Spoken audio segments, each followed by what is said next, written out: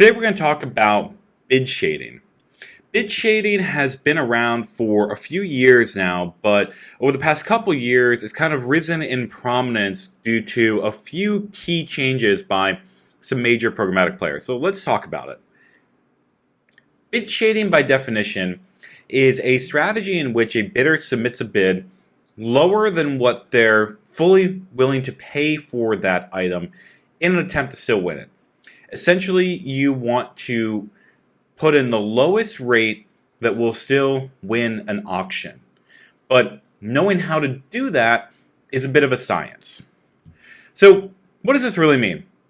Well, if you take an introduction to programmatic advertising and you have gone through the sections on auctions, you'll know that in programmatic and digital advertising, all ads are bought and sold on an auction basis. And there are two key types of auctions, a first price and a second price. So if you're familiar with these, you can skip ahead a little bit, but if not, let's review them. So the first two auction types we need to talk about, or the only two auction types we need to talk about, are first and second price. And a first price auction is when an advertiser pays exactly what they bid.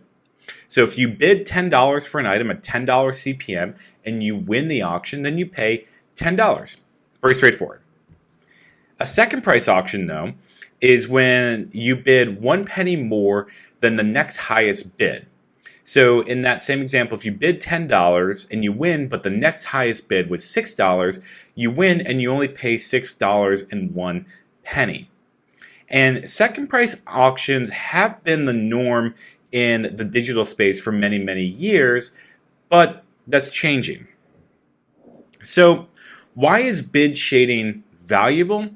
Well, let's take a look at this example of a first price auction with 5 bids. And again, the winning bid is $10. So the winning bid is $10, they pay $10. However, it's $4 more than the next highest bid. So a bid of $6.01 would have still won the auction and saved that advertiser $3.99. So the idea of bid shading is saying, how can I bid enough to win the auction, but not so much that I'm overpaying? How do I know to bid lower and still win? So this has become an issue because, as I mentioned a minute ago, first price auctions are growing. It used to be that second price auctions were the norm, but now more and more platforms are switching to a first price model. They do this for a couple of different reasons. One is transparency, it makes it easier to plan. Another one is simply because it's easier for the platform. If you bid $10 and I just take that $10 and I don't have to figure out the math and give you back money and savings, they can keep that. Why not? The big one that really was kind of a catalyst was Google AdSense. They moved to a first price model at the end of 2021. And there are thousands of small and large businesses who use AdSense to run display advertising. So switching to a first price auction affected a lot of advertisers. And that's why you're seeing bid shading maybe become a little bit more prominent in some of the news articles you might read recently. So how does it actually work? Let's get down to the gritty of it. So bid shading is essentially a platform or an algorithm that uses historical data to predict winning bids. The system will look at billions of past winning bids, predict the lowest price that will still result in a win. So it will gather data on the unit ad size, demographic targeting, time of day, is it on a mobile or desktop, what is the content of the site, and lots of other factors. And essentially say, based on all of these factors, we believe that a bid of X dollars will win the bid, but it's not too high. It's the lowest amount that we think you can bid to still win that auction. So in this situation, back when we had that first price auction where the winning bid was $10, in a bid shading system, the bid shading algorithm may recommend a bid of $7. Now that $7 bid will still be high enough to win, but you essentially save $3 now. You're still paying $7. It's not like $6.01 like a second price auction, but you're just entering a first price bid lower than what you normally would have because the bid shading algorithm suggested that based on this ad unit, the time of day you're targeting, what you're trying to do, and historic information, they believe $7 is enough for you to win that auction.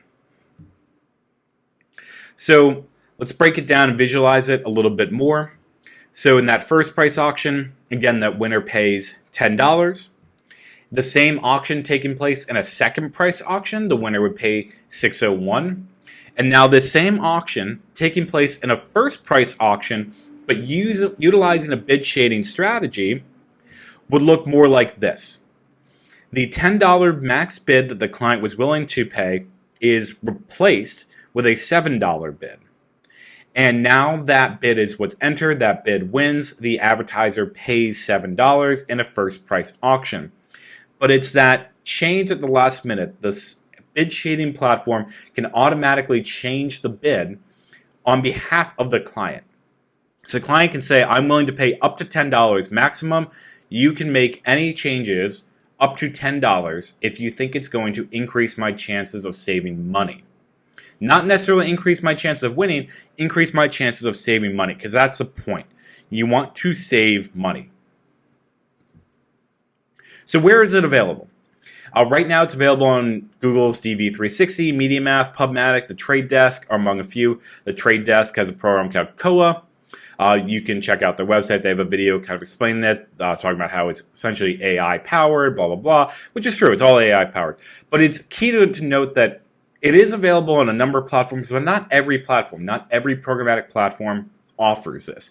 Not every advertiser takes advantage of it. And some platforms do charge for it. So the short answer is, or the question is it worth it? And the short answer is yes, it is worth it. On average, advertisers who use bid shading see about a 20% savings on their bids. But like was mentioned, it's not available on every platform. Some do charge for the service. So if you're an advertiser using one of those platforms, it's probably worth your while to explore the bid shading options, see if you qualify for it, if you're spending enough, if it's worth it to pay for it, if that's something that you have to do. But bid shading may be an option for you if you're using a platform that offers it. So what are the downsides? There are two major downsides to talk about on the advertiser and the publisher side. On the advertiser side, the downside is kind of limited to the fact that not every programmatic platform offers it, and some charge for it. So if you're not using a platform that offers bid shading, then you're kind of out of luck. It's also not perfect. You need to have manual review of your win rate and your final costs, because in theory, it could be changing your bid so low that you're no longer winning, and now you're not delivering your campaign. You need to make sure that it's actually working, you're still delivering, that there are cost savings there. So it does require some manual review. It's not necessarily set and forget it. On the publisher side, publishers could lose out as the final bid for their inventory is lower. You know, if you were bidding $10 and paying $10, now all of a sudden you're paying $7. The publisher at the end of the day who's running that ad is getting less money because you've paid less for it. However, the flip side is that if you're a publisher who was historically using a second price auction to monetize your inventory, first price auctions generally result in higher pay even when utilizing bid shading. So publishers, it will depend. If you've been using first price for a long time and bid shading enters, you could be losing out on some revenue. But if you've been historically only second price auction and now you're switching to a first price, you're still likely to come out ahead even with bid shading being utilized. The last major issue is transparency. The process isn't transparent. Advertisers have to trust that the recommended bids are accurate, and they don't have access into the other data to confirm that.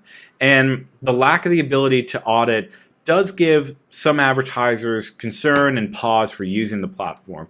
But in all those examples we talked about, if the platform recommends a $7 bid, you're essentially trusting that the next bids were $6.50, $6, $5.